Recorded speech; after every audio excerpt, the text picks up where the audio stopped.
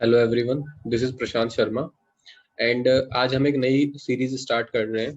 Continuity and differentiability chapter 5 है ये NCERT के अकॉर्डिंग। और इस पर्टिकुलर सीरीज में हम सारे एनसीईआरटी के क्वेश्चन, सारी एक्सरसाइज सॉल्व करेंगे। और अभी हम स्टार्ट कर रहे हैं कॉन्टिन्यूटी से। कॉन्टिन्यूटी का पहले बेसिक समझेंगे कि कॉन्टिन्यूटी होती क्या है किसी फंक्शन की, और उसके बाद आज पर्टिकुलरली हम इस वीडियो में कुछ क्वेश्चंस करेंगे एक्सरसाइज 5.1 के। बाकी और रिमेनिंग क्वेश्चंस नेक्स्ट वीडियोस में आपको मिलते रहेंगे। सो स्टार्ट करते हैं।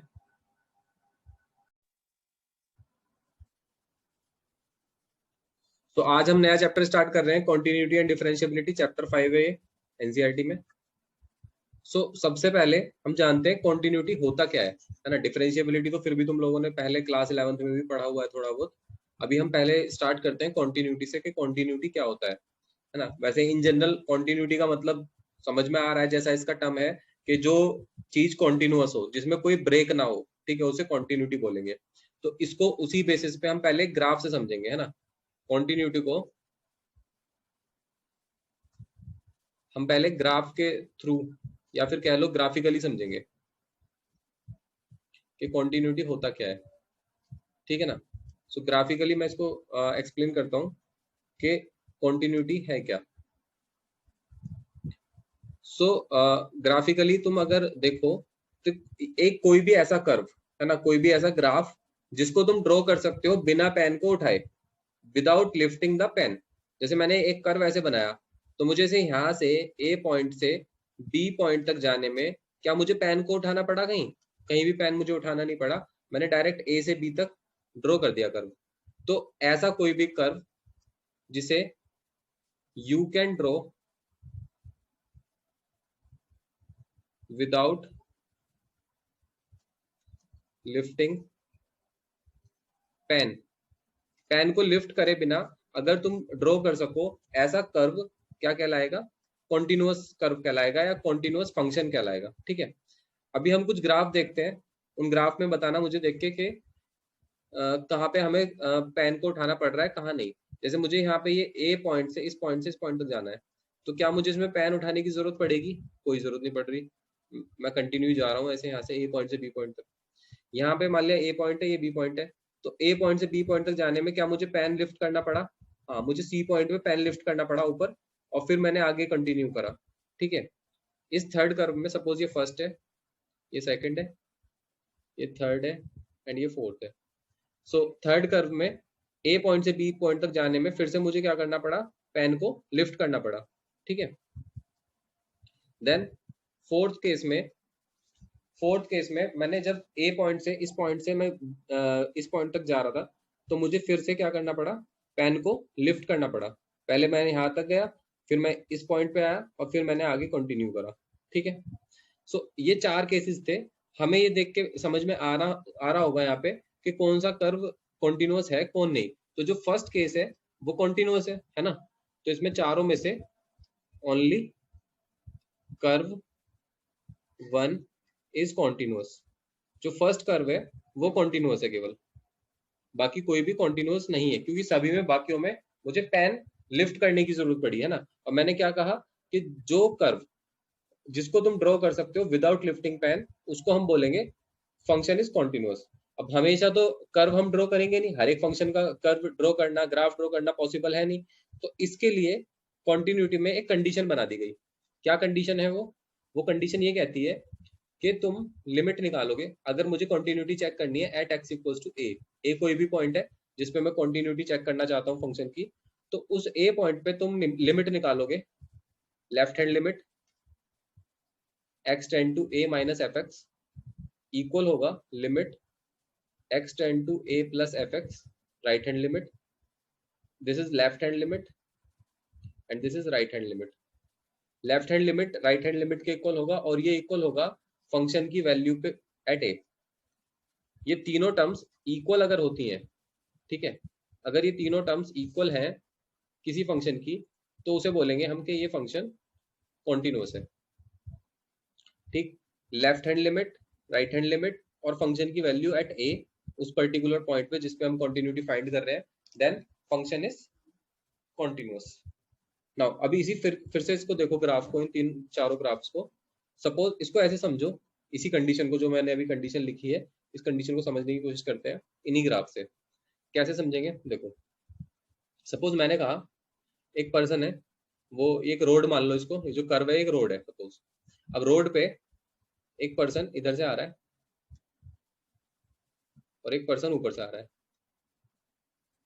मतलब एक लेफ्ट से राइट जा रहा है, एक राइट से लेफ्ट की तरफ आ रहा है, ठीक है ना। ये लेफ्ट से आ रहा है और ये राइट से आ रहा है, ये इधर जा रहा है और ये इधर आ रहा है, ठीक है। हमने इनसे कहा दोनों से कि बताओ आगे कौन सा पॉइंट है, यहाँ कौन सा पॉइंट है। इन्होंने कहा कि यहाँ जो पॉइंट है इसको इन्होंने नाम दिया कि ये एफ सी है ना। एफ सी क्यों? क्योंकि इधर जो है ये y इक्वल्स टू क्या होता है, एफ एक्स होता है, ठीक है ना। तो इस पे जो वैल्यू होगी सी पे, तो वो बोल दिया उसने कि एफ सी है, ठीक है। तो मैंने कहा अच्छा तुम्हें एफ सी दिखाई दे रहा है, तो यहाँ पे वैल्यू क्या है एक्चुअल में, वो भी एफ सी है ना। फंक्शन की वैल्यू भी सी है, एफ सी है। तो यानी कि फर्स्ट केस में क्या हो रहा है, फर्स्ट केस के लिए जो लेफ्ट हैंड लिमिट है, जो लेफ्ट वाला पर्सन है उसे क्या दिख रहा है, उसे दिख रहा है एफ सी। राइट हैंड पे जो लिमिट है, राइट हैंड वाले पर्सन को क्या दिख रहा है, उसको भी दिख रहा है कि एफ सी, ठीक है। और वैल्यू क्या है फंक्शन की, value of function at x equals to c, उसने कहा कि ये भी एफ सी है, ठीक है। At x equals to c function की वैल्यू भी एफ सी, तीनों टर्म सेम है, तो हम बोलेंगे फंक्शन इज कॉन्टिन्यूअस, ठीक है। फर्स्ट केस में फंक्शन इज कॉन्टिन्यूअस। ये जो मैंने बताया कि एक पर्सन लेफ्ट साइड से आ रहा है, एक राइट साइड से आ रहा है, ये सिर्फ समझाने का तरीका है। ऐसा कोई भी इसमें कॉन्टिन्यूटी में खेल नहीं है कि भाई हाँ इसमें एक पर्सन को हम लेफ्ट से भेजेंगे, एक को राइट से भेजेंगे। ये सिर्फ समझाने का एक तरीका है, ठीक है। सो ये फंक्शन कॉन्टिन्यूअस हुआ एट एक्स इक्वल्स टू सी, है ना। ये ऊपर मैंने जो फॉर्मूला लिखा है, ये ए कोई वैल्यू के लिए लिखा है, अभी मैं समझा रहा हूँ किसके लिए, सी के लिए। तो ये जरूरी नहीं है ए और सी होंगे, कोई भी वैल्यू हो सकती है, 1 2 3 4 0 कुछ भी हो सकता है, कोई भी रियल नंबर हो सकता है जिसपे हमें कंटिन्यूटी फाइंड करनी है। जनरली हम जो कंटिन्यूटी फाइंड करते हैं वो किसी भी फंक्शन की डोमेन में करेंगे, है ना। डोमेन से बाहर हम नहीं जाएंगे। जैसे अभी इस फंक्शन के लिए, इस जो मैंने ग्राफ बना रखा है, ये इसके लिए डोमेन क्या है, इस पर्टिकुलर पॉइंट से इस पर्टिकुलर पॉइंट तक, मतलब यहीं तक हमें ग्राफ दिख रहा है, तो यही क्या हो गई, इसकी डोमेन हो गई, है ना। तो जनरली हम अभी जो 12th क्लास में पढ़ाई करेंगे सारी, वो डोमेन पे फोकस होकर करेंगे। तो जो भी फंक्शन की डोमेन होगी उसी पे हम कंटिन्यूटी चेक करेंगे, उसके बाहर कंटिन्यूटी हम चेक नहीं करेंगे। नाउ इसके बाद आता है सेकंड केस। सेकंड केस में क्या हो रहा है, सेकंड केस में भी हमने वही सेम प्रोसेस अप्लाई किया। एक पर्सन लेफ्ट साइड से आ रहा है, ये ऐसे जा रहा है, हमने इससे पूछा भाई तुम्हें क्या दिख रहा है, अभी एक राइट से भी आ रहा है, दोनों से हमने सेम क्वेश्चन करा कि तुम्हें क्या दिख रहा है, इसे लेफ्ट से आ रहा है, ये राइट से आ रहा है। तो लेफ्ट वाले ने बोला कि मुझे जो यहाँ पे पॉइंट दिख रहा है, ये इसकी वैल्यू है वाई नोट, उसने बोला कि ये वाई नोट है। राइट वाले, मैंने वाई नोट क्यों माना, कुछ भी मान लिया मैंने ऐसे ही, है ना। यहाँ पे ये ऐसी ये वाली वैल्यू जो है वाई नोट है, तो इसने कहा ये वाई नोट है, ठीक है। अब राइट वाले ने क्या कहा, ये भी वाई नोट दिख रहा है, इसको भी, दोनों को सेम ही दिखेगा ना। बट फंक्शन की वैल्यू क्या है इसी पे, देखो लेफ्ट हैंड लिमिट और राइट हैंड लिमिट तो बराबर है, लेकिन फंक्शन की वैल्यू क्या है सी पे, वो ये है ऊपर वाला पॉइंट, ये है ना। फंक्शन की वैल्यू सी पे क्या है, ये है एफ सी, ठीक है। यानी कि ये जो लेफ्ट हैंड और राइट हैंड लिमिट आ रही थी वाई नॉट, ये वाई नॉट एफ सी के तो इक्वल है नहीं, y naught is not equal to f c, तो यानी कि फंक्शन कॉन्टिन्यूअस नहीं है, नॉट कॉन्टिन्यूअस, ठीक। जो कंडीशन थी वो ये कह रही थी कि left hand limit, right hand limit और फंक्शन की वैल्यू ए पे या उस पर्टिकुलर पॉइंट पे इक्वल होने चाहिए तीनों, तो ये तीनों तो इक्वल है नहीं, तो हम क्या कहेंगे कि फंक्शन कॉन्टिन्यूअस नहीं है, ये फंक्शन कॉन्टिन्यूअस नहीं है। अब थर्ड केस क्या है, थर्ड केस में क्या है कि चेक करना है हमें कि ये कॉन्टिन्यूअस है या नहीं। फिर से देखो, एक पर्सन इधर से आ रहा है, एक इधर से आ रहा है, दोनों ने देखा क्या दिख रहा है, यहाँ पे वैल्यू दिख रही है कोई, सपोज वाई नॉट, लेकिन फंक्शन की वैल्यू सी पे क्या है वो डिफाइंड नहीं है। फंक्शन की वैल्यू सी पे क्या है वो तो पता ही नहीं हमें, कोई वैल्यू है ही नहीं सी पे, देखो यहाँ भी नहीं है, यहाँ भी नहीं है, इसकी डोमेन में कोई वैल्यू है ही नहीं, है ना। F c is not defined, f c defined ही नहीं है। अब जब एफ सी डिफाइंड नहीं है तो तुम क्या बोलोगे, कैसे तुम इसको इक्वल करोगे, किसके इक्वल करोगे, तो हम बोल देंगे कि एक्स इक्वल्स टू सी, ये बिलोंग ही नहीं कर रहा डोमेन को, इसकी डोमेन को बिलोंग नहीं कर रहा है, ये कहीं डोमेन से बाहर जा रही है एफ सी वैल्यू इसकी, या फिर कह दो नॉट डिफाइंड है। ठीक है, तो इस केस में इसलिए ये नॉट कंटिन्यूअस है, नॉट कंटिन्यूअस। ठीक है, नेक्स्ट केस में क्या हो रहा है, नेक्स्ट केस में भी देखो यहाँ से एक पर्सन आ रहा है, दूसरा इधर से आ रहा है, तो इसने क्या देखा, ऐसे आ रहा है, इधर से जा रहा है, इसने देखा यहाँ पे वैल्यू कुछ और है, ये वैल्यू कुछ और है, सपोज ये y1 है, यहाँ y2 है, इसको y2 दिख रहा है, मतलब जो लेफ्ट वाले को कोई और वैल्यू दिख रही है, राइट वाले को कोई और वैल्यू दिख रही है, left hand limit is not equal to right hand limit. अब की बार लिमिट इक्वल नहीं है आपस में, लेफ्ट हैंड लिमिट और राइट हैंड लिमिट इक्वल नहीं है ना, जब लेफ्ट हैंड लिमिट और राइट हैंड लिमिट इक्वल नहीं है तो फंक्शन कॉन्टिन्यूअस नहीं होगा, तो नॉट कॉन्टिन्यूअस ये भी। ठीक है, ये जो डिसकॉन्टिन्यूटी है फोर्थ वाले केस में, ये रिमूवेबल नहीं है, इसमें लेफ्ट हैंड और राइट हैंड लिमिट इक्वल नहीं आ रही। ठीक है, तो ये रिमूवेबल नहीं है डिसकॉन्टिन्यूटी। सो आई होप ये चारों केस तुम लोगों को समझ में आए होंगे, और ये कॉन्टिन्यूटी का फॉर्मूला भी, इस फॉर्मूले के थ्रू हम कॉन्टिन्यूटी फाइंड करेंगे। सो कॉन्टिन्यूटी में अभी इतना ही है थ्योरी पार्ट तो, और इसमें जो क्वेश्चंस होंगे वो हम करेंगे एनसीईआरटी के। ठीक है, सो अभी हम एनसीईआरटी के क्वेश्चन ही स्टार्ट करते हैं।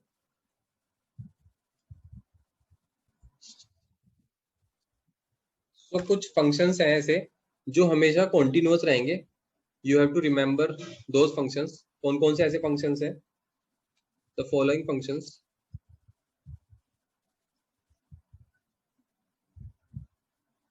Are continuous for all x in their domain। अपनी डोमेन में ये हमेशा सारी वैल्यूज के लिए x की कॉन्टिन्यूअस रहेंगे। कौन कौन, फर्स्ट है कांस्टेंट फंक्शन, कोई भी कांस्टेंट फंक्शन कॉन्टिन्यूअस होगा। कांस्टेंट फंक्शन कैसा होता है, जैसे मैंने कहा कि f(x) equals to 2, f(x) equals to k, ये कोई भी कांस्टेंट फंक्शन है। ठीक है, constant function is always continuous in its domain. Second, अब डोमेन क्या है उसकी, domain is all real number, जैसे k के लिए डोमेन क्या होगी, ऑल रियल नंबर। ठीक है, नेक्स्ट इज, एक तो कांस्टेंट फंक्शन हो गया, और है पॉलिनोमियल फंक्शन। पॉलिनोमियल फंक्शन, ये पॉलिनोमियल फंक्शन कैसा होता है, पॉलिनोमियल फंक्शन कोई भी इस तरीके का होगा, ए एन एक्स की power n, a n minus one x की power n minus one, plus dot dot dot a two x square a one x plus a naught, इस फॉर्म में होगा, ये जनरल फॉर्म है बिल्कुल। अब इसमें अगर सपोज ये वाली टर्म है केवल, तो क्या होगा, ये कांस्टेंट फंक्शन हो जाएगा। अगर ये दो टर्म्स हैं तो ये लीनियर फंक्शन हो जाएगा, ये तीन है तो ये क्वाड्रेटिक हो जाएगा। ठीक है, अगर ये क्यूब भी आ गया तो ये क्या हो जाएगा, फिर क्यूबिक फंक्शन हो जाएगा, है ना। तो सारे ही फंक्शन ये constant, linear, quadratic, cubic, by quadratic, ये सभी क्या होते हैं, कॉन्टिन्यूअस होते हैं। इन सबको हम बोलते हैं पॉलिनोमियल फंक्शन। तो constant function, second is polynomial function, both are continuous. Third is rational function. Rational function, जैसे रेशनल नंबर होता है ना, जो भी फंक्शन, जो भी नंबर हम पी अपॉन क्यू की फॉर्म में लिख सकते हैं उसको रेशनल नंबर बोलते हैं। वैसे ही यहाँ जो फंक्शन हम एफ एक्स अपॉन जी एक्स की फॉर्म में लिख सकते हैं उसको बोलेंगे हम रेशनल फंक्शन। ठीक है, जैसे तुमने कभी, तुम्हें दिख जाए कि सपोज ये लिखा है x square plus one upon x plus one, तो ये क्या हो जाएगा, एक रेशनल फंक्शन है ना। ठीक है, तो ये भी क्या होगा, एक कॉन्टिन्यूअस फंक्शन है। रेशनल फंक्शन और ऑल्सो कॉन्टिन्यूअस फंक्शन, बस कंडीशन ये है कि जी एक्स जीरो नहीं होना चाहिए, जो डिनोमिनेटर है वो जीरो नहीं होना चाहिए, डिनोमिनेटर अगर जीरो हो गया तो नॉट डिफाइंड हो जाएगा। नेक्स्ट इज रेशनल फंक्शन के बाद आता है तुम्हारा साइनोसॉइडल फंक्शन, साइन फंक्शन। ठीक है ना, साइन और कोसाइन दोनों, साइन फंक्शन भी कॉन्टिन्यूअस होता है और कोसाइन भी कॉन्टिन्यूअस होता है। तुम इनके ग्राफ भी इमेजिन कर सकते हो, ग्राफ सोच के देखो साइन का कैसा होता है, इस तरीके का होता है, मैं बिना पेन उठाए इसको बना सकता हूँ। ठीक है ना, सो it is a continuous function. वैसे ही इनमें से भी कोई भी इमेजिन कर लो, जैसे कांस्टेंट फंक्शन है, suppose f x equals to 2 का मुझे ग्राफ बनाना है, तो एफ एक्स इक्वल्स टू 2 का ग्राफ कैसे बनेगा, एफ एक्स इक्वल्स टू 2 का ग्राफ ये हो गया, है ना। तो बिना पेन उठाए मैं इसको बना सकता हूँ। तो कोई भी ग्राफ जिसको हम बिना पेन उठाए ड्रॉ कर सकते हैं उसको कॉन्टिन्यूअस फंक्शन या कॉन्टिन्यूअस ग्राफ बोल सकते हैं। नाउ साइनोसॉइडल हो गया, कोसाइन हो गया, नेक्स्ट इज एक्सपोनेंशियल फंक्शन। कोई भी एक्सपोनेंशियल फंक्शन e की पावर x हो गया या e की पावर -x हो गया, ये भी क्या होगा, exponential function are also continuous function. Exponential के बाद आता है मॉड्यूलस फंक्शन या फिर लॉगरिथमिक। इसका रेसिप्रोकल क्या होता है, लॉगरिथमिक, ठीक है। तो log x, ये भी क्या होगा, x की वैल्यू इसमें क्या होती है, greater than 0, logarithmic function continuous होता है। मॉड्यूलस फंक्शन, मॉड्यूलस फंक्शन, हालांकि मॉड्यूलस फंक्शन के केस में हम इसको डायरेक्टली यूज करेंगे नहीं, हम इसको चेक करेंगे ही पर्टिकुलर पॉइंट पे। जैसे सपोज मैंने कहा कि f x equals to mod x minus 2 है, तो मैं सिर्फ 2 पे चेक करूंगा कि कॉन्टिन्यूअस है या नहीं। हालांकि ये हमने मॉड्यूलस फंक्शन इसमें भी लिख दिया है कि यहाँ पे हमेशा कॉन्टिन्यूअस होगा, कोई भी मॉड्यूलस फंक्शन होगा, ठीक है। तो ये कुछ फंक्शंस हैं जो हमेशा कॉन्टिन्यूअस रहेंगे, ठीक है, जिनको हम डायरेक्टली यूज कर सकते हैं अपने क्वेश्चन में। जैसे सपोज अच्छा एक और बात याद रखो, जैसे हम दो फंक्शंस को ऐड कर रहे हैं, है ना, मेरे पास दो फंक्शन है, suppose f x and g x are two continuous function, ये दो कॉन्टिन्यूअस फंक्शन है सपोज। सो फर्स्ट केस है, अगर मैं इनको ऐड करता हूँ दोनों को, है ना, तो एफ एक्स प्लस जी एक्स ऐड करने के बाद जो होगा, इनका सम कॉन्टिन्यूअस होगा, इनका सम भी क्या होगा, कॉन्टिन्यूअस होगा, इनका डिफरेंस भी क्या होगा, कॉन्टिन्यूअस होगा, ठीक है। इनकी प्रोडक्ट भी क्या होगी, कॉन्टिन्यूअस होगी, और इनका डिवीजन भी क्या होगा, कॉन्टिन्यूअस होगा। हाँ, जी एक्स 0 नहीं होना चाहिए बस फोर्थ केस में, बाकियों में 0 हो चलेगा, ठीक है। नाउ अभी मैंने बताया कि रेशनल फंक्शन कॉन्टिन्यूअस होते हैं, रेशनल फंक्शन क्या होते हैं, कॉन्टिन्यूअस होते हैं। अब सोचो, अभी जो मैंने बताया कि डिवाइड करने पे भी क्या होते हैं फंक्शन, कॉन्टिन्यूअस होते हैं, तो ये भी तो एक रेशनल फंक्शन ही है ना, है ना। देखो इसमें एफ एक्स भी कॉन्टिन्यूअस, जी एक्स भी कॉन्टिन्यूअस, तो ये भी क्या हो गया, कॉन्टिन्यूअस हो गया, टोटल फंक्शन भी पूरा। सो रेशनल फंक्शन या डिवीजन वो सेम ही बात है। तो अब से अगर मान लिया सपोज मुझसे कोई कहे, मुझसे कोई क्वेश्चन करता है ऐसा कि बताओ this function f x equals to, मुझे कहा किसी ने f x equals to x square plus 1 upon sine x, ये कोई फंक्शन है, इसको कॉन्टिन्यूटीज की चेक करनी है मुझे। तो मैं क्या कहूंगा कि since this function is a combination of two functions, this function and this function, numerator और डिनोमिनेटर में दो अलग अलग फंक्शन है, and this is a polynomial function, तो कॉन्टिन्यूअस। ये कैसा फंक्शन, एक ट्रिग्नोमेट्रिक या फिर एक साइनोसॉइडल फंक्शन, तो ये भी कॉन्टिन्यूअस। अब दोनों का जो डिवीजन है, दोनों को जो डिवाइड कर रहे हैं हम, उसमें जी एक्स 0 तो है नहीं, तो दोनों को जो डिवीजन के बाद जो फंक्शन आएगा, ये भी क्या होगा, कॉन्टिन्यूअस हो जाएगा। तो अभी से मुझे सॉल्व करने की जरूरत नहीं पड़ी, है ना, मैंने डायरेक्ट सिर्फ स्टेटमेंट यूज करी, जो थ्योरम्स थी वो यूज करी, और मैंने बोल दिया कि फंक्शन इज कॉन्टिन्यूअस, ठीक है। तो इनका यूज इस तरीके से हम करने वाले हैं। सो अभी हम एनसीईआरटी पर चलते हैं।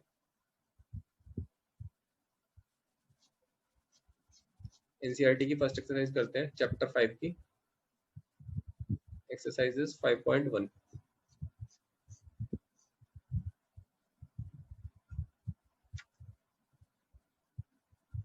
सो एक्सरसाइज 5.1, क्वेश्चन नंबर 1।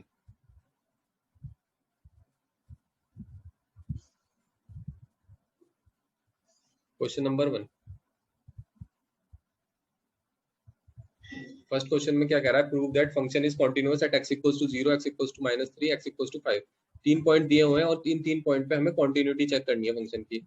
मैंने क्या कहा था कि फंक्शन की कॉन्टिन्यूटी चेक करते हैं किस फॉर्मूले से, limit x tend to a minus f x equals to limit x tend to a plus f x equals to f A.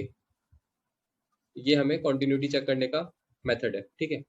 Now ये मेथड हम जनरली तब यूज करते हैं अगर मुझे फंक्शन ऐसे दिया होता एफ एक्स इक्वल्स टू, मैंने कहा 5x माइनस 3 है ये, जब x की value greater than equals to 0 है, एंड ये सपोज 2 है when x is less than 0। मतलब 0 पे फंक्शन की वैल्यू चेंज हो रही है, लेस देन 0 के लिए कुछ और है, ग्रेटर देन 0 के लिए कुछ और फंक्शन है, और मुझे कॉन्टिन्यूटी भी 0 पे निकालनी है, ठीक है। एट एक्स इक्वल्स टू 0 मुझे कॉन्टिन्यूटी फाइंड करनी है, तब मैं यूज करूंगा इस मेथड का। मतलब यहाँ फिर मैं लेफ्ट हैंड और राइट हैंड लिमिट मुझे निकालनी जरूरी है, क्योंकि यहाँ पे लेफ्ट हैंड और राइट हैंड फंक्शन अलग है ना। 0 के लेफ्ट में जो फंक्शन है वो डिफरेंट है, 0 के राइट में जो फंक्शन है वो डिफरेंट है। तो दोनों फंक्शन अगर डिफरेंट है तो उस केस में मुझे जरूरत है लेफ्ट हैंड और राइट हैंड लिमिट निकालने की। लेकिन अगर फंक्शन एक ही दिया हुआ है, जैसे अभी फर्स्ट क्वेश्चन में फंक्शन क्या दिया हुआ है हमें, सिर्फ 5x माइनस 3, उसने ऐसा नहीं बोला कि लेस देन 0 के लिए ये है, ग्रेटर देन 0 के लिए, ऐसा कुछ नहीं बोला। सिंपल मुझे कॉन्टिन्यूटी फाइंड करनी है एट एक्स इक्वल्स टू 0। तब मैं इसकी लेफ्ट हैंड और राइट हैंड लिमिट नहीं फाइंड करूंगा, तब मैं क्या फाइंड करूंगा, सीधा लिमिट x टेंड टू, जिस पॉइंट पे मुझे लिमिट फाइंड करनी है वो पॉइंट कहाँ फाइंड करनी है, 0 पे, तो limit x tend to 0 fx equal आ जाना चाहिए f0 के। मुझे ये फाइंड करना है, बस मुझे चेक करना है क्या ये इक्वल है। अगर ये इक्वल है तो function is continuous at x equals to 0, ठीक है। तो इसको चेक करते हैं। मैंने क्या करा, मैंने फाइंड किया,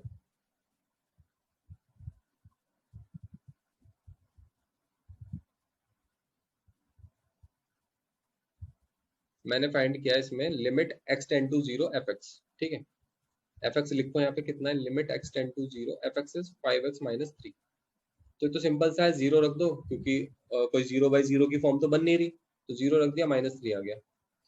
ना इसके बाद मैं फाइंड करूंगा f0। तो f0 क्या होगा, 5x माइनस 3 था, तो 5 into 0 -3, it is also -3। So we can say that limit x tend to 0 fx is equal to f0, ठीक है। अगर ये इक्वल है लिमिट और फंक्शन की वैल्यू, तो हम कहेंगे कि at x equals to 0 fx is continuous, function continuous है at x equals to 0, x equals to 0 पे फंक्शन कॉन्टिन्यूअस है ना। तो यहाँ पे इंपॉर्टेंट बात समझने की क्या थी, अगर फंक्शन दो अलग अलग फंक्शन दे रखे हैं, लेफ्ट हैंड फंक्शन अलग है और राइट हैंड फंक्शन अलग है, तब हम दो लिमिट निकालेंगे, left hand limit, this one is left hand limit and right hand limit. But अगर फंक्शन ऐसा नहीं गिवन, सिंपल एक फंक्शन गिवन है fx equals to f5x minus 3, तब हम डायरेक्टली सॉल्व कर लेंगे। हाँ, कुछ ऐसे फंक्शन होंगे जिनमें एक्सेप्शन होंगे, जैसे अगर कोई फंक्शन मुझे मोड में दिया हुआ है, मॉड्यूलस ऑफ x माइनस 1, तब मैं लेफ्ट हैंड और राइट हैंड लिमिट फाइंड करूंगा। या मुझे इंटीजर फंक्शन दे रखा है int x, तब मैं राइट हैंड और लेफ्ट हैंड लिमिट फाइंड करूंगा, ठीक है। इन दो केसेस में हमें लेफ्ट हैंड और राइट हैंड लिमिट फाइंड करनी पड़ेगी। अगर लेफ्ट हैंड और राइट हैंड फंक्शन नहीं भी दिया हुआ तब भी, है ना, सिंपल इतना फंक्शन दिया हुआ है तब भी हम इसी वाले प्रोसेस से करेंगे क्वेश्चन को, ठीक है। अदरवाइज हम डायरेक्टली उस पर्टिकुलर पॉइंट पे लिमिट निकालेंगे और इक्वल कर देंगे f0 के या फिर fa के, फंक्शन की वैल्यू उस पॉइंट पे, ठीक है ना। इसी तरीके से इसके बाकी के दो पार्ट हो जाएंगे, x इक्वल्स टू -3 पे और 5 पे हमें लिमिट फाइंड करनी है, वो तुम लोग खुद कर सकते हो। इसके बाद सेकंड पार्ट क्वेश्चन भी है, सेम बिल्कुल एग्जैक्ट वैसे ही करना है जैसे अभी ये बताया। कर लेते हैं इसको। Second part is second question. Second question में क्या है, fx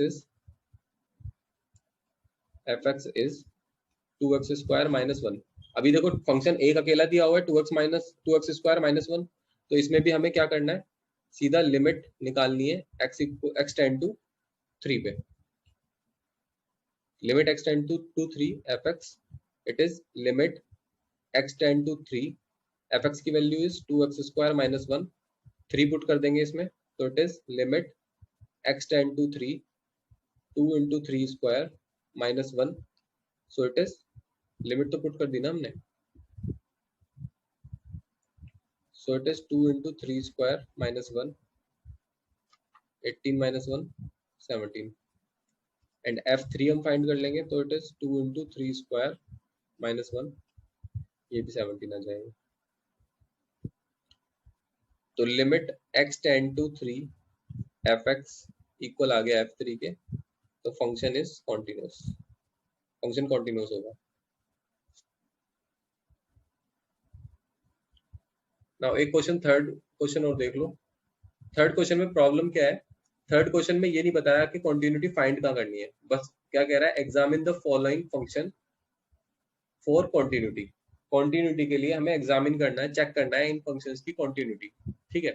तो जब हमें यही नहीं पता कि हमें कॉन्टिन्यूटी फाइंड कहाँ करनी है, मीन्स हमें कहाँ फाइंड करनी है, डोमेन में उसकी। अब फंक्शन की डोमेन क्या है, ये जो फंक्शन है f(x = x - 5), अगर मैं इसकी डोमेन तुमसे पूछूं तो डोमेन क्या होगी? डोमेन होता क्या है? डोमेन रेंज फाइंड करी थी ना 11th क्लास में। तो डोमेन क्या होता है? All the values of x। तो यहाँ हम x की क्या वैल्यू रख सकते हैं? All real values. तो यानी कि सारे रियल नंबर इसकी डोमेन है ना। डोमेन फर्स्ट ए पार्ट में बता रहा हूँ, domain of f(x) is all real numbers, ठीक है। तो अगर ऑल रियल नंबर इसकी डोमेन है तो उन रियल नंबर्स में से मैं कोई भी पॉइंट ले लूंगा अपनी मर्जी का। मुझे ये नहीं पता ना किस पॉइंट पे कॉन्टिन्यूटी चेक करनी है, तो हमने अपनी मर्जी से कोई भी पॉइंट ले लिया। मैंने पॉइंट ले लिया, late x equals to c be any point such that c belong कर रहा हो किसको? r को। c r को बिलोंग करता है, ठीक है। तो इस c पॉइंट पे हम कॉन्टिन्यूटी चेक करेंगे। तो हमने क्या करा, limit x tend to c fx निकाला, limit x tend to c fx कितना है, fx is x - 5, so it is c - 5। Then fc find करेंगे, वो भी c - 5 आ जाएगा। c - 5 c - 5 इक्वल है दोनों। तो limit x tend to c fx equal हो गया fc के। तो मैं ये कहूंगा therefore function is continuous at x equals to c। x equals to c पे ये कॉन्टिन्यूअस है। और अगर c पे कॉन्टिन्यूअस है यानी कि अपनी डोमेन में हर एक पॉइंट पे कॉन्टिन्यूअस है, ठीक है।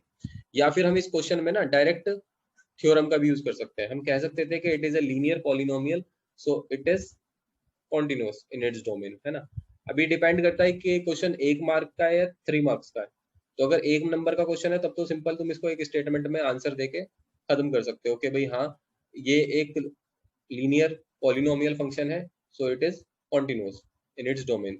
बट अगर है ये 2 या 3 नंबर का क्वेश्चन, तब इस तरीके से इसको बाय यूजिंग फॉर्मूला सॉल्व करके दिखा दो, ठीक है। नाउ इसके बाकी के और रिमेनिंग पार्ट्स हम नेक्स्ट क्लास में करेंगे। अभी सिर्फ यहीं तक करेंगे। अभी आज हमने सारा थ्योरी का डिस्कस करा है, कॉन्टिन्यूटी में क्या क्या थ्योरी का पार्ट है। साथ में हमने कुछ 1-2 क्वेश्चन किया है एक्सरसाइज 5.1 का। So thank you so much.